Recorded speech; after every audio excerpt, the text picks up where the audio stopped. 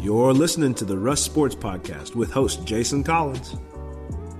Tonight's show is brought to you by Smackin' Wings and Things, Sears Hometown Store of Russellville, and Williams Snack Shack. Enjoy the show.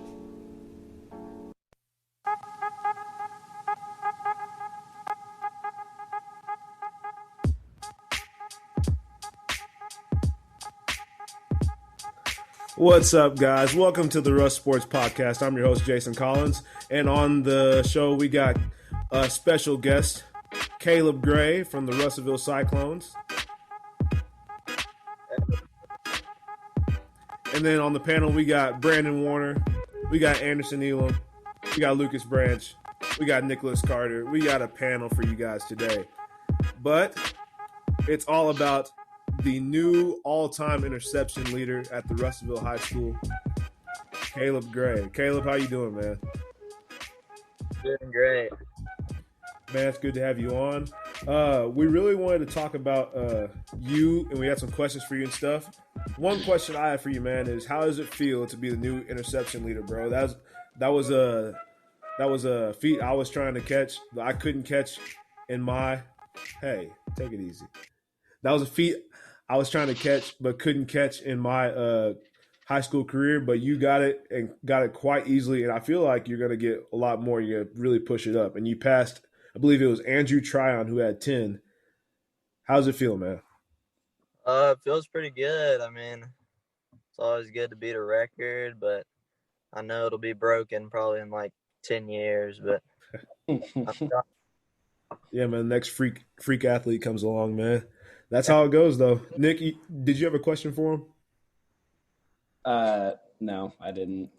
Because Anderson's gonna ask the question. Oh, okay. Yeah.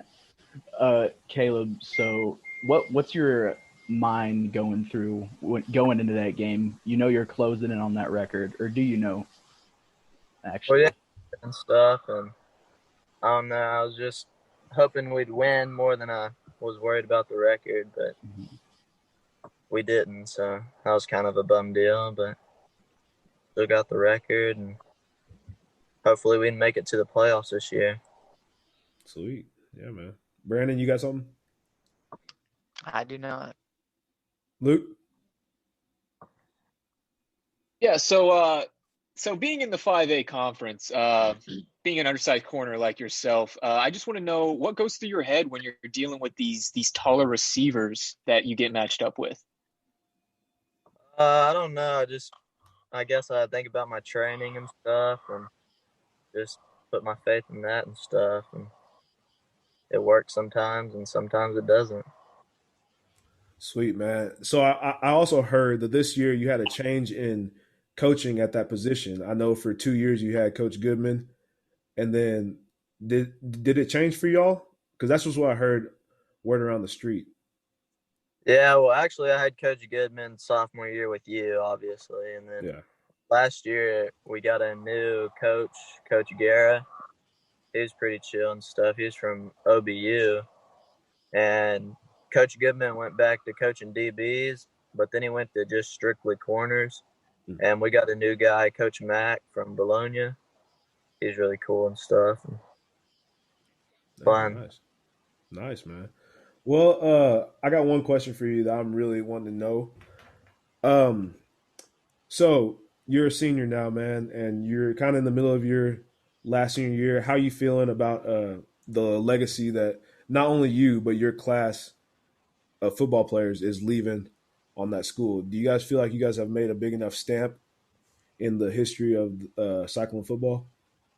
I don't know. I mean, been pretty rough last 2 years and stuff. We've had 3 wins and like 17 games and stuff. So I don't know. I feel like if we can just go and win these last 2 games and get on a streak going into the playoffs, we could feel better about ourselves. But yeah, man. Yeah. All right, man. I got one more question for you because everybody knows I was a senior when you were a sophomore, and we played the same position and stuff. And before you, I was the only sophomore to start at a DB position. and go all the way through to my senior year. I thought I'd be the last one for a long time, and then you came along, man, and then you started and you showed out, man. So who do you think that guy is that that you've been a mentor to this year, and hopefully will be a big time baller coming up even after you leave? Ooh, shoot.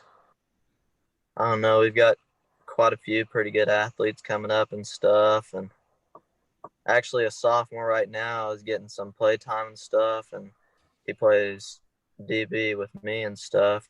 Gabe Hogue. And yeah, and he's doing pretty good and stuff. He's just a little rough around the edges, but like he looks like he's gonna end up being pretty good. Sweet, man. That's awesome, man.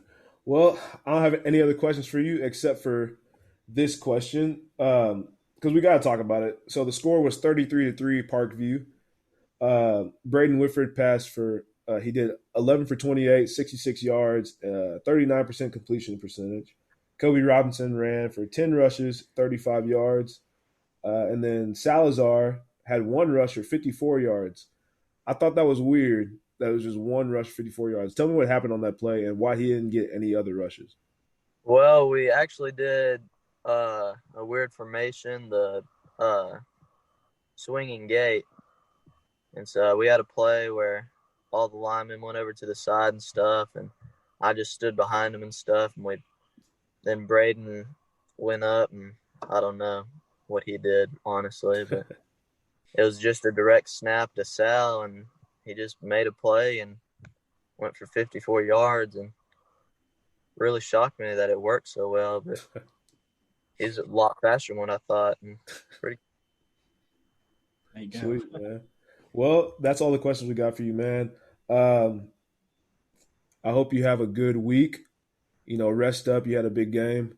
You got that record. You had 5 tackles. And I'm just hoping you guys go get that playoff spot, man. I'm really hoping you guys do. Wish you guys the best. Caleb Gray, everybody, from Russellville, Arkansas. We will be right back with some more after this break. If I can turn the music on after this break.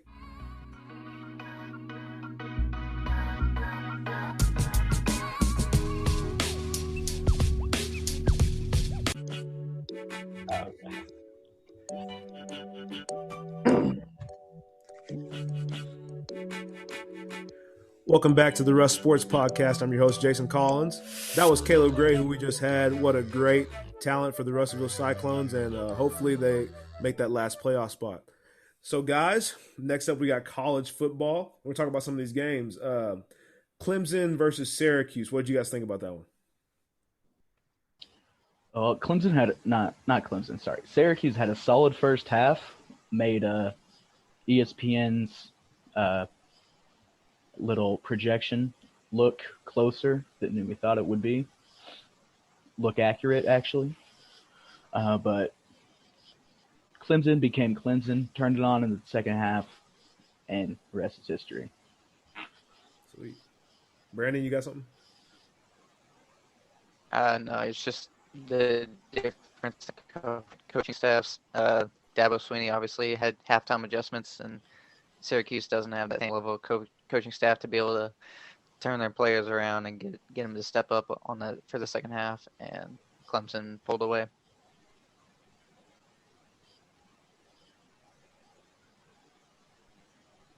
You want me to go? I'll go. Clemson's offense, Clemson's offense is too good. I honestly don't – there's no team in the ACC besides maybe Notre Dame, which Notre Dame's not even in the ACC.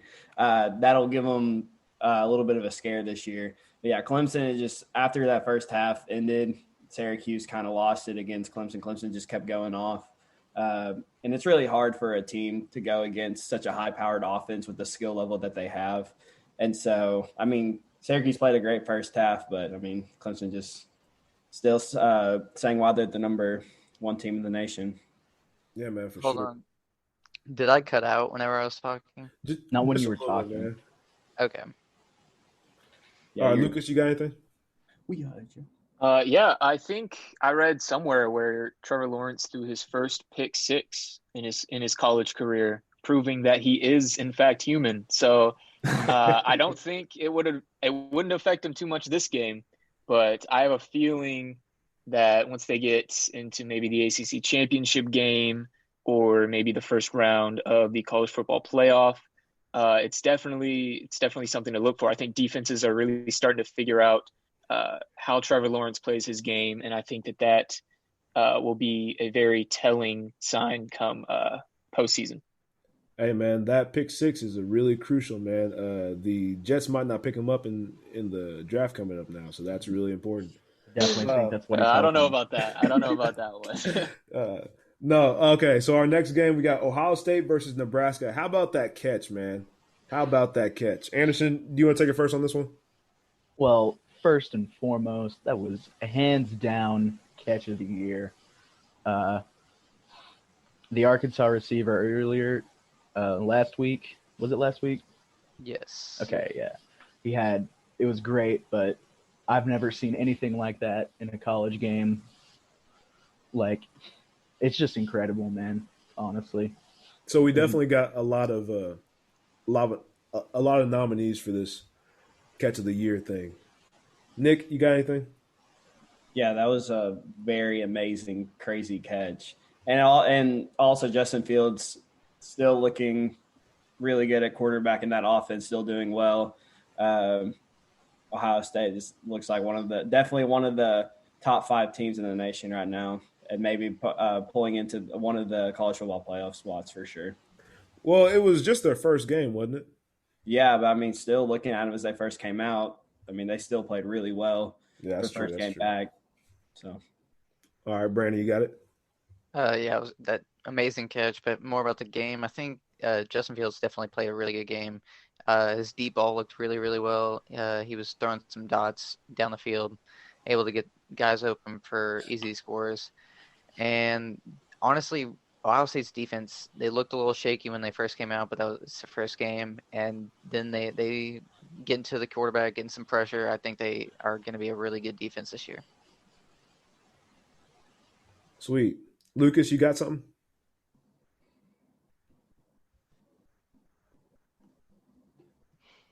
I think Lucas is AFK right now. Yeah. But I am AFK. Skip me. That's all good. All right, but we are going to move on to the next game. We have NC State versus UNC. I heard that one was a pretty good game. I didn't get to watch that one, but what did you guys think of it? I'll start off with this one. I mean, it started off as a really good game, and then once when NC State got into the red zone on a play, and the dude had it in his hands in the end zone, and then it just slipped down. The UNC defensive back caught that for the interception. Like from then on, UNC's offense just took control, and it was just UNC from then on out, you know. And I think that for NC State, that's one of those things. Like, dang, we really needed those points, but then not being able to stop UNC at all. Then UNC playing great defense and not allowing NC State to have control on offense either. Ever since that happened, it was just a huge momentum turn, and UNC was just able to go full throttle on them and score all those points and pretty much blow them out. So, wow, Brandon. I can say I was definitely a little surprised because after North Carolina coming off that loss to Florida State, I was like, maybe they're not as good as we think, but they definitely came out and, like I said, they were able to swing the momentum and just pour it on, and they're looking like a pretty good team. Anderson. I mean, Mac Brown's a great coach, like he always has been. He's the last reason Texas was relevant. So he kind of took the flack off of Sam Howell and gave it to their running back, Javonte Williams. He had a great game, 3 touchdowns today, and it really helped UNC. Lucas, are you back with us?